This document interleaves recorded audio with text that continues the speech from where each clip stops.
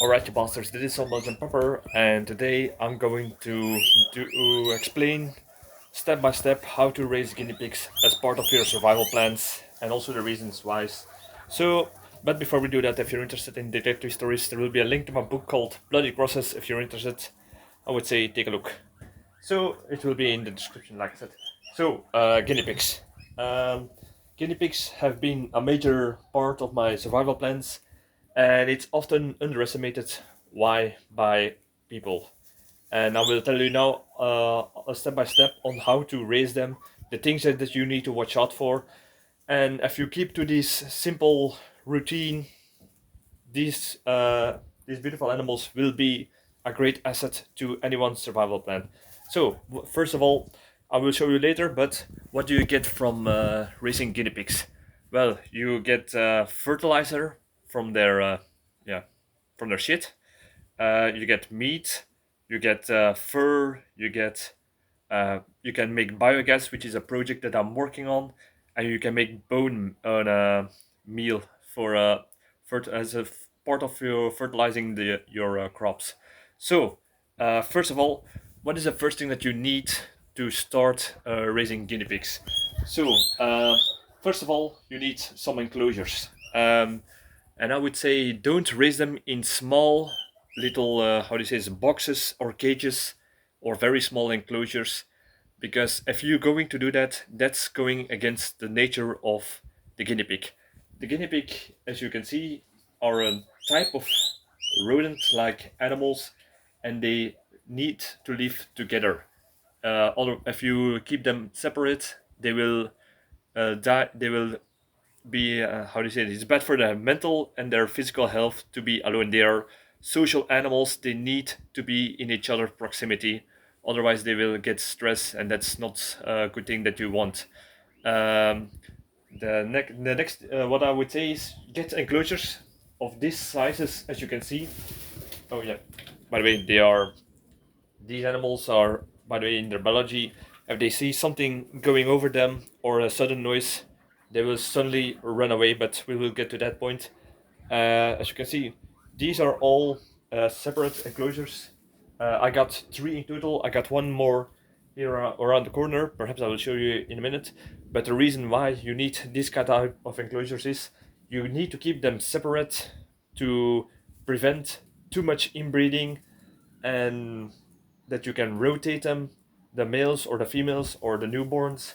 And it's also handy for in case one of them get a disease from, I don't know, perhaps there is something that you got in the food or some animal that got inside and infected, like mice or rats, and they infected one of them with some sort of disease or plague, and then at least you got one enclosure that is in quarantine, and you got two healthy quarantine enclosures left. So that's very important. Then I will have to look at my list because I don't want to miss anything. So yeah, two or three enclosures is very important, and yeah, you got to give them space. As you can see, the you see that there are all these kind of tunnels and contraptions with the several layers inside of it, and the reason why is, like I said before, these are flight animals. From the moment they hear something or they see something above them, they will run away and they will try to find shelter till the threat is gone. Um, and that's also part of it, because if you have all these tunnels here around here, have less stress, and less stress means a happy guinea pig. There will be less fighting, there will be less bad behavior. I will show you perhaps how they flee. As you can see, most of them run away and you can almost not see them, but they are less stressful because of it. They can hide somewhere. You can see some of them are trying to peek out to see if it's clear, and from the moment one or two of them do it, the rest will follow. Um, yeah, it should be always what I would say is get these kind of pipings and make it so there is always a place where where they are out of each other's sight but they can hear each other. And why is that important? Sometimes you have certain guinea pigs, that just don't like each other. Could be two females, could be a male against a male fighting for dominance, could be smaller guinea pigs, like newborn or young guinea pigs that try to get away from the advances of the alpha male at the moment, and you need to give them places where they can hide or be out of each other's way without seeing, because from the moment two guinea pigs that don't get along see each other, they will start to chase each other.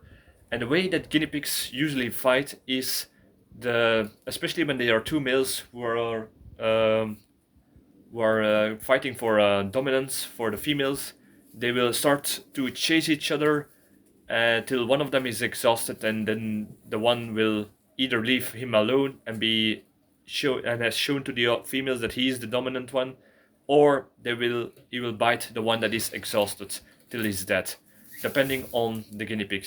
But this is also part of the plan, to be honest, because in contrary to a lot of breeding animals, I let nature go its work to the most part that it is possible, because otherwise you will breed in certain behaviors that you do not want. I want to let them be as natural as possible for their health. Otherwise, you get inherent diseases or inherent behaviors that will be learned to the next generation that you do not want. So, like I said, um, just keep it a little bit spread. And the moment that you clean out the enclosures, I do this around every two 2 or 3 months to clean all the manure of it. And then what I do is I change everything a little bit around so they have a new environment. And why is this also important? It's not only to hide, it's also for keeping the stress down with something new to do, because it is very important for guinea pigs to keep busy.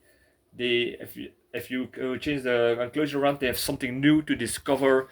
From the moment that I cleaned everything and changed all the pipes and enclosures that you see, they will start to be try to discovering, even almost playing around a little bit, and they will not even touch their food because they are just one looking around. It is exciting for them, and that will bring their stress levels down. um, and it is another part of I will have to take a look at my and another thing that is important is they need sunlight, but they also need to be protected from the sunlight. As you can see, the roof here is translucent, but also keeps sunlight a little bit out. So they will get some of their sunlight for their fur, for the vitamin D in their fur, but they also have protection against the full-on rays of the sun. So that's also very important for the temperature. Um, where were we? Oh yeah, that will come later. But now we're going to the part of the food. What kind of food does a guinea pig need? Well, actually, guinea pigs don't need that much special care when it comes to food. If you have a piece of land with grass, you're set actually, because I usually, as you can see, go around and pick some bags of grass around in the area, and I will feed it to my guinea pigs. As you can see, I spread it all around, and it is very important because they, if you spread it around, they will have something to do. It is for guinea pigs. It's in the nature to go around and look for food. If you always throw it in one place on a big heap, there will first of all guinea pigs that are not liking each other will be not each other's face, and they will there that's might be a starter, especially when they are very hungry between them. So I like to spread it out to keep them busy, to keep them give them movement, and yeah, that's much better for them, for their physically and also mentally. So, and they also need greenery like this grass for several reasons. First of all, they need to If you only give them like these, how do you say this, in the stores, they have these kind of pellets, especially for guinea pigs, but I never give them that because they need to keep to gnaw and chew on their things constantly, so it's sharpen their teeth, so it will start to like a file their teeth together, and that will prevent their teeth from going all the way. Because I know people who have guinea pigs for their as their pets, they give them pellets, but they don't get that movement with their teeth, so their teeth get long, and almost every year or two they need to be cut by some sort of animal doctor, or how do you say, veterinarian is what I'm trying to say. So that's very important that you have this. And one more thing that I wanted to say about the enclosures, the reason why I also use hard surfaces around here is for their nails. If they're running around, if their nails getting too long, that's not good. So they need some hard surfaces to run on, so it will start to file their nails to like their teeth is what I'm trying to say. Oh yeah, we are back on the food. And it's also important to give them fresh grass. Why? Because fresh grass contains a lot of water, and in the wild, these animals usually get most of their water from the grass and the greeneries that they eat. So you will notice the if you give them a lot of uh, wet, wet and moist grass, they will hardly touch their water source, and that's a part how they get it. But they always need a water source in case of you cannot give them any wet grass. That's also the reason why I always have a few bales of hay around. These are dry, and then they need some extra water for that. So, and the reason why you need to have bales of hay is mostly during the winter, because during winter there is not a lot of grass growing around in the area. But if you can give them grass, so much the better. The next thing that they need, and by the way, if you pluck grass around with a few bags, you can feed them for a few days, or even more. So it's very cheap. You don't have to buy the bales of hay, but if you live in grassland, it costs nothing to feed them that way. The only thing that will cost are some type of food that will give them vitamins, because if they only eat grass, they are not able to turn certain things in vitamins, so they need something else. So I would usually give them carrots that I sometimes grow in my garden, which come from the fertilizer, but point noted, uh, they need sometimes a carrot for their vitamins. I will give them every 4 days. I will lay down, spread some carrots around, and they will chew it down, and then they have their vitamin fix. You don't need to give them carrots every day, uh, because they mostly need the greeneries. Another thing that you can give them is, I will show you. These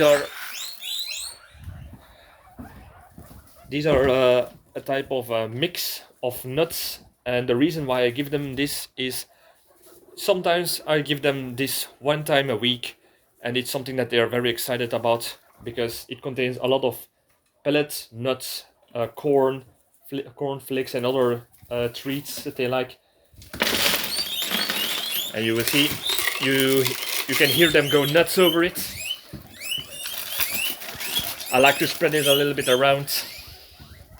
As you can see, they will immediately start to eating it. And the reason why I give them this is to give them some extra calories. And why is that important? It is more important not only as a treat for their stress relief, it is also very important to let them gain a little bit of fat. And it is more for during the winter months where it's a little bit colder and they need a little bit more fat layer to be better protected against the cold. And I will also warn, if you're going to use these kind of things, do it in food grade buckets where small rodents like mice do not get into it, so you don't get them spread them disease. And that's actually all they need for food.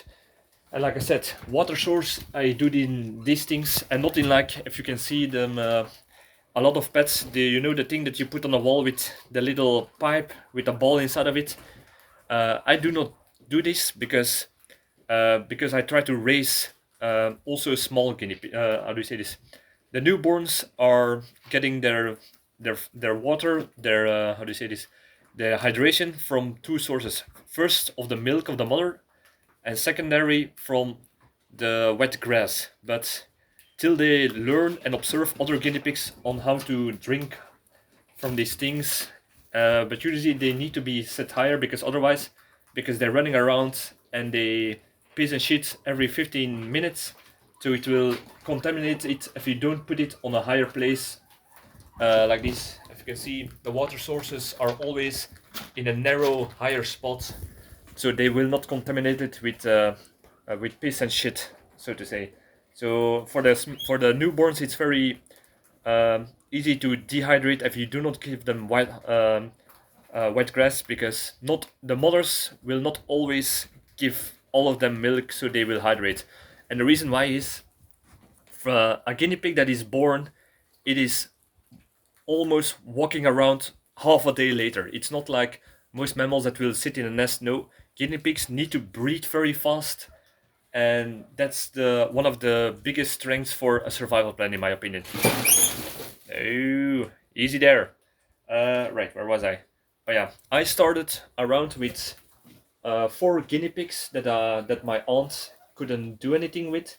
So I started with two males and two females, and now at the moment, I have around 35, no, 38 guinea pigs, and I've had in the 4 to 5 years, I have had hundreds of guinea pigs uh, that were processed, so to say. So the thing about breeding with guinea pigs is, the first time a female, the first time a female gives birth, it will usually be one guinea pig that is born. So many people would think, oh, that's a low yield way of breeding. But the moment a guinea pig female give another time of birth, it will be around 4 to sometimes 6 guinea pigs.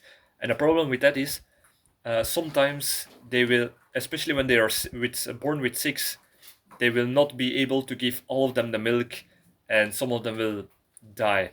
So many people would say, why don't you give them milk? I've tried that for a period of time, but like I said, um I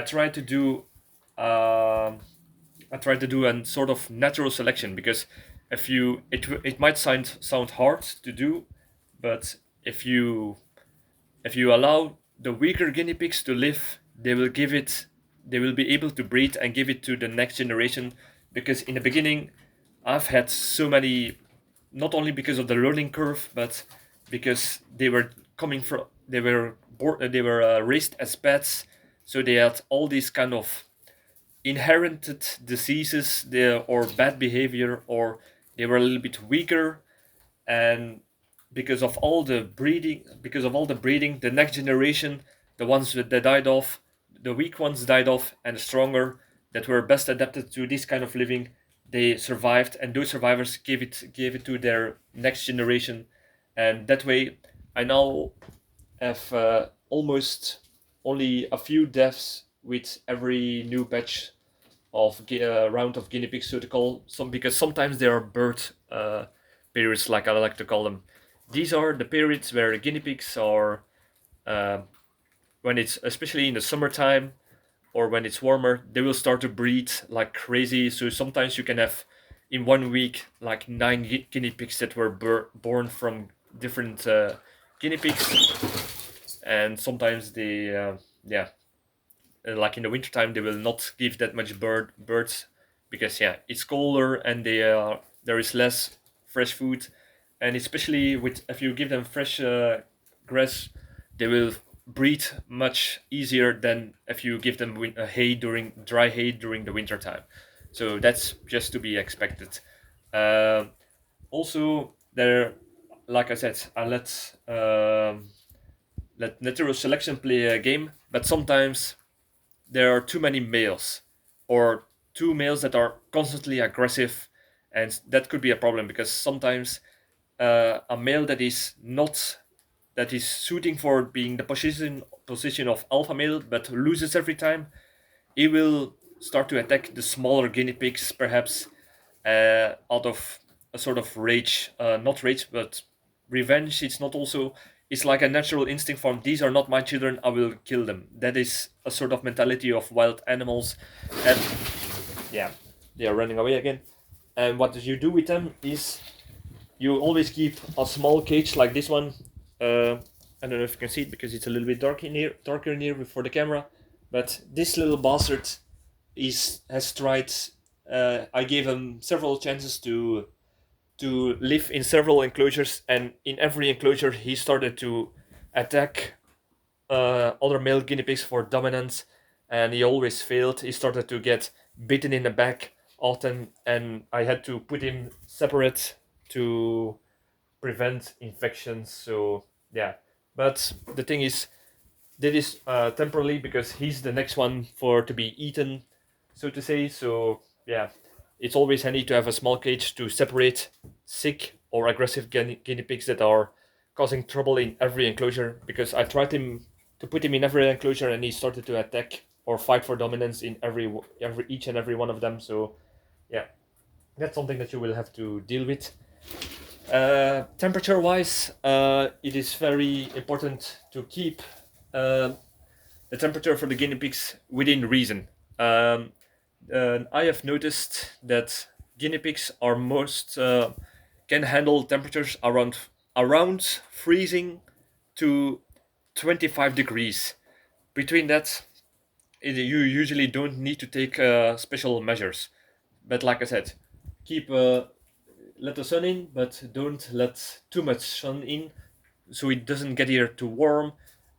Because of all these walls around here, there's not that much reflection, but there is some reflection for light, but it will not get here too hot in here. So that's the thing. But for the moment, there is a heat wave from above 25 degrees for more than 5 days. Then perhaps you need to cover up, like you see. I covered up some of the windows, so it will be a little bit more cooler inside. And yeah, the moment a guinea pig gets warm, he will start to spread his legs and start to pant and take it easy. So that's their way to handle the heat.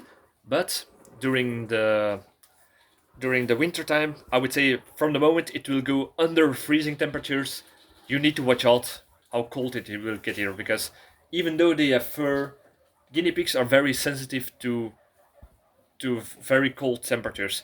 I would say you need to take measures at least from -5 to everything under higher than -5 degrees Celsius, because there was a period of time where there was an exceptional cold front in Belgium, and it was -7 degrees, and that week alone I lost 7 guinea pigs, because they all start to shelter together to get from each other's body heat. And the problem was two things. They always they cram together in small spaces for the more heat of each other, but the ones in the middle got crushed because they were pressed against each other, especially the smaller ones, and the one on the outside, some of them froze to death. So I had to take action, and I put some how do you say this, terrace, how do you say this, not porch warmers with the gas lightning with the gas lighter on top of it, to put here in these enclosures. So that way I saved all of my guinea pigs in that way. But I'm starting to experiment with sort of some boxes that I will put some insulation inside of it with a candle heat warmer. So with only an 8 hour of tea light candle, I can make a piece of an enclosure as a warmed zone for them, and I will test them out. And so far, I have seen some good results for it. I will show you perhaps in another video when it's ready. So that's the important thing about temperature. Let's see what we're talking about again. Deep water, yeah. Rotation. I would say for rotation, I would say um, the if you observe the guinea pigs, you will learn which one is the alpha male usually. And I would say after a period, if one of the guinea pigs was an alpha male, take them out and eat them. I would say. Why? Because if that one alpha male is too strong and spreads his seeds too much, you will get inbreeding, or the other ones get no chance and there will still be inbreeding. So I would say every after 1 or 2 months, I would say get an alpha man out after a periods of birds, and yeah, then the new one gets a chance. Is what I'm trying to say. So that's a way to rotate them out. You can sometimes take a female if there are too much females, but always take the males first, and never leave and check out that you do not take all the males out. But usually that's not really a problem. And all right. Um, yeah, like I said, natural selection is very important. So I will now show you what you can get from the guinea pigs. Yeah, like I said, they were always running away. As long as you keep your guinea pigs well kept, like with every tip that I told you around here, you will get no problems. It will cost not much money. The only cost I have are for these guinea pigs are sometimes some carrots, and I get water from my rain. I get my rainwater from my barrels. I got grass from around. Sometimes these corn nuts mix is sometimes a bag that I buy with it, and yeah, some hay to clean out the cages, perhaps, but more they do not really need anything, and all the ornaments that you see are just scrapped around, so it didn't cost any money, and yeah, that is you get a lot of guinea pigs, like I said, from it. Now let's see what you can do with them, what you get from them.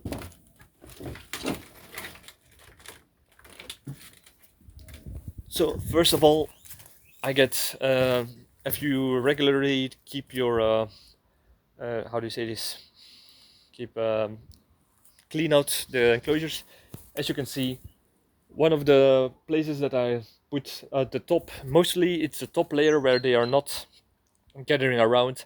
It contains a lot of hay still. So what I do with it, with those pieces, are putting them around with my chickens, so they have something to scratch on, to look for insects that get attracted by the manure, so that way the chickens can get some insects to eat, and also the ground beneath it, because chickens will start to scratch everything. There will be no planting growing, and what I usually do is before I start to put some hay around the chicken coop, I will spread some grass seeds around, and then I put the hay.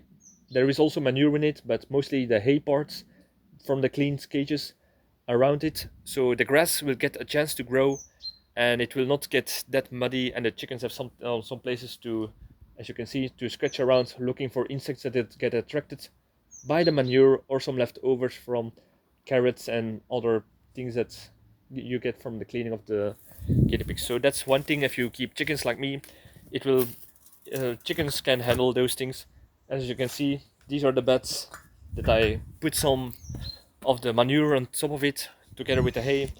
These are my growing bags, and as you can see, I always put a layer, and it works like a humus layer in the forest. So everything beneath it can start to grow bacteria, good bacteria to fertilize the how do you say this, the grounds, and that way I had a great potato harvest the last time with my blue potatoes. And if you have, you can do this in every part of the growing beds that you have. I also do this around my carrots, around my carrots um, growing beds. So yeah, you get manure and fertilizer for your growing beds. You can also grow carrots for the guinea pigs. So it's like a circle of life, and it will cost not any money. What I also have are these compost heaps, and these start to degrade very fast. So you can open it up and also use it for the next harvest, and that way you can keep rotating everything from the manure. So it's not really a problem. People will say they will create so much waste, but that waste is being used to use something new. And another thing that you can do is, and it is something that I'm going to experiment with, is some to make a biogas. As you can see, this is not yet really started to ferment, but that is all guinea pig shit that has started to um, waterize, and over 10 days it should be produced biogas, and that biogas I will try to use to cook stuff on top of it. So in a long-term survival plan, these guinea pigs are a source of heating gas for that you can reuse. So perhaps, yeah, if this experiment works, I'm already a little bit more self-reliant. Another thing that you have, and yeah, in the compost heap, if I have guinea pigs bones left, you will sometimes find bones or skulls, and you can crush them, grind them to bone how do you say this, bone meal, to change some of your soil for certain to grow certain plants. So that's something that you can do with it. Use the bones as a fertilizer. You can also use the bone marrow, but it's very small, so it's more worth it as to keep and grind it as a fertilizer again. So that's another thing you can do. Let's go inside. And of course, besides the meat, you will have how do you say this? The meat of the guinea pig is, in my opinion, a little bit like rabbit. So yeah, you will not get that many people have complained that you will not have that many meat from a guinea pig, but the good part is these guinea pigs breed very fast. So you will have a constant source of meat instead of one big piece of meat. So yeah, you can use it as a smaller snack or as additional part of your food. And it's food that almost costs nothing, and yeah, you will have a constant source of it. So I would say guinea pigs are perfect for that. And in contrary to rabbits, guinea pigs their meat contains some fat layers that you can use to scrape off and use it to cook with it to get more calories. And the other thing is guinea pigs don't attack each other that much, because if you raise rabbits, for example, the meat contains no fat, low fat. So there are certain people who lived in areas with only rabbits, ate them and starved to death because they lacked certain essential oils that are inside of them. So that's something that a guinea pig has going forward for him. And two male rabbits attack each other to death immediately, and these guinea pigs can live together, but sometimes there is one or two males that are a little bit annoying to each other. So that's also good. Another thing, oh yeah, already failed. Oh yeah, I dropped it. As you can see, uh, I try to dry out the skins of the guinea pigs, and that way you can get fur from it. So you can make you can make your own winter clothing, or perhaps some other stuff that you want to do it. I also try to make leather, and it is the best piece of leather that I got so far. I'm still having a lot of to learn about making fur, but to be honest, I'm getting there. It's a process of trial and error, and so far I got some furs that are need to be maintained a little bit more by me, and this piece of leather that you can make pouches out of it. So in that way, you can also earn something extra by a little bit of fur trade or making your own bags or pouches with it or clothing. So that's another plus for guinea pigs as your survival strategy, I would say. So oh, yeah, this was my tutorial on how to raise guinea pigs, and I want to say for all the people that say, how can you do this to these poor animals? These are pets. Guinea pigs are raised by I believe the South American Indians. For almost 6,000 years they've been domesticated. So yeah, guinea pigs are actually descended from the Moko rats, as they called. So yeah, guinea pigs have been domesticated longer than we know pigs or chickens here in Europe. So, and guinea pigs are being eaten and raised like we raise chickens here in Europe for 6,000 years in like countries like Peru, and they've been eating like that. And even the UN help organizations start to implement guinea pigs as a way to give African farmers a source of meat in their small farms. So even the UN is using guinea pigs for this kind of reason. So in my opinion, guinea pigs are one of the best animals that have low cost, low maintenance, and breed very fast to have a source of food, fur, and fertilizer for your garden. So yeah, I hope this video made you give you some new perspective upon this idea or to your own survival plans for long term and self-reliance or homestead. So I hope this video have learned you some. Perhaps I will make a video about the biogas generator and if it works, or my perhaps I will show you how to process a guinea pig in the most efficient way.